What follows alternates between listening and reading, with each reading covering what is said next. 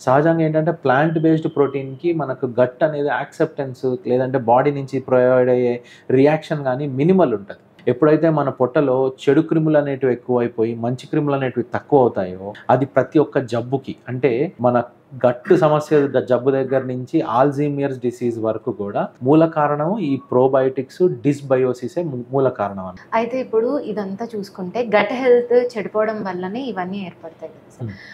Gut హెల్త్‌ని maintain చేయాలంటే ఏదన్నా చెప్పండి? గట్ హెల్త్ అనేది ఇట్ ఈస్ నథింగ్ బట్ మన లోపల ఉన్నటువంటి ఇంటెస్టైన్ ఇంటిగ్రిటీ మెయింటైన్ చేయడం. సెకండ్ థింగ్ ప్రోబయోటిక్స్‌ని మెయింటైన్ చేయడం. మూడోది ఏంటి అనంటే దానికి అంటే లైక్ మోషన్ ఇవన్నీ కూడా క్లియర్‌గా పెట్టుకోవడం. సో వీటిలో చూసినట్టయితే గట్ హెల్త్‌లో మనకు most important is diet that you take. డైట్‌లో కూడా మీరు చూసినట్టయితే అంటే ఇప్పుడు మామూలుగా ఏంటి అని అంటే ప్రోటీన్స్ ఉంటాయి, దాంట్లో కార్బోహైడ్రేట్స్ ఉంటాయి, ఫ్యాట్స్ ఉంటాయి, ఫైబర్ ఉంటుంది.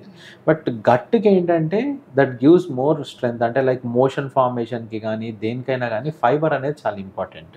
సో దాని కన్జంప్షన్ ఫస్ట్ ఉండాలి. నెక్స్ట్ దాంతోపాటు ప్రోటీన్‌లో కూడా 2 types of protein, animal protein ఉంటుంది, ప్లాంట్ బేస్డ్ ప్రోటీన్ ఉంటుంది. సహజంగా ఏంటంటే ప్లాంట్ బేస్డ్ ప్రోటీన్‌కి మనకు గట్ అనేది యాక్సెప్టెన్స్ లేదంటే బాడీ నుంచి ప్రొవైడ్ అయ్యే రియాక్షన్ కానీ మినిమల్ ఉంటది. So plant based protein is good. And probiotics యూజువల్గా ఏంటంటే ప్రోబయోటిక్స్కి సోర్స్ ఇప్పుడు మనం తీసుకునే రొటీన్ దాంట్లో is only milk and milk products, కొన్నిట్లోనే మనకు ప్రోబయోటిక్స్ అనేటివి ఉంటాయి. బట్ ఈ ప్రోబయోటిక్స్ అనేటివి చాలా ఇంపార్టెంట్. ఎప్పుడైతే మన పొట్టలో చెడు క్రిములు అనేటివి ఎక్కువైపోయి మంచి క్రిములు అనేటివి తక్కువ అవుతాయో, అది ప్రతి ఒక్క జబ్బుకి అంటే మన గట్ సమస్య జబ్బు దగ్గర నుంచి ఆల్జీమియర్స్ డిసీజ్ వరకు కూడా మూల కారణం ఈ ప్రోబయోటిక్స్, డిస్బయోసిసే మూల కారణం అన్నమాట. సో గట్ హెల్త్‌ని మెయింటైన్ చేయడానికి main important is to have a healthy food. More healthy in the sense first thing ఏంటనంటే మనకు ప్లాంట్ బేస్డ్ డైట్స్ తీసుకోవడం, ఫ్రీక్వెంట్‌గా ఫుడ్ తీసుకోవడం, ఇరిటెంట్స్‌ని అవాయిడ్ చేయడం. ఇరిటెంట్స్ అంటే పులుపు, కారము, మసాలాలు ఇవన్నీ మన కంట్లో వేసుకుంటే మండుతాయి. సో ఏవైతే కంట్లో మండుతాయో అవన్నీ మన పొట్టలో కూడా మండుతాయి. సో కాబట్టి అవన్నీ అవాయిడ్ చేయడము.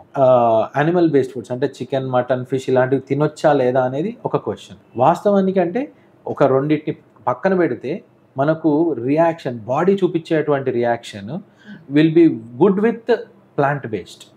అండ్ యానిమల్ బేస్డ్‌ది డెఫినెట్లీ అది కొంచెం మనకి ఇబ్బంది అవుతుంది. అంటే చిన్న ఎగ్జాంపుల్ చెప్పాలంటే ఒక మిక్సీలో ఒక క్యారెట్ వేసి తిప్పారనుకోండి అది ఈజీగా గ్రైండ్ అయిపోతుంది.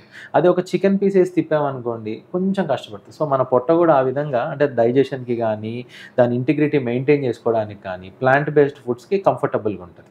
అదే యానిమల్ బేస్డ్ అంటే లైక్ చికెన్, మటన్ ఇట్లాంటివి తినడానికి కొంచెం ఇబ్బంది పడుతుంటుంది. అంతే తప్ప ప్రోటీన్ వైజ్‌గా మనకు పెద్దగా మార్పు అయితే ఉండదు. Hi everyone, Nenu mi Vedika. Please subscribe to Volgo Health. Don't forget.